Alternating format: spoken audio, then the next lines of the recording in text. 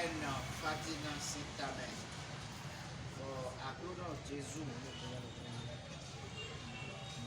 Si fosse come me Akuno fi.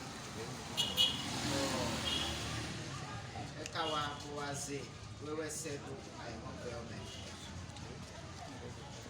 But we mautona elevo yi. For me no be here. Mauton edo. Ile be suo. Ni wa ba ple. Kaka ideme. Odo ndo tabutonji oye yesisen yemimeo. Bo agun iglesia católica ton e conduene o ojo na yi do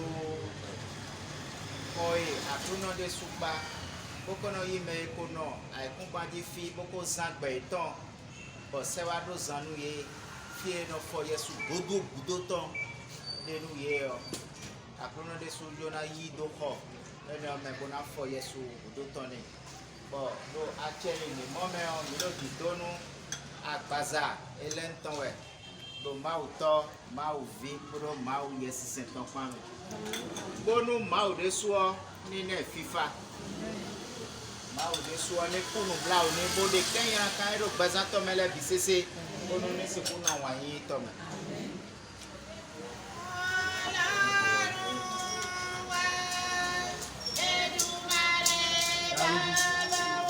Very good.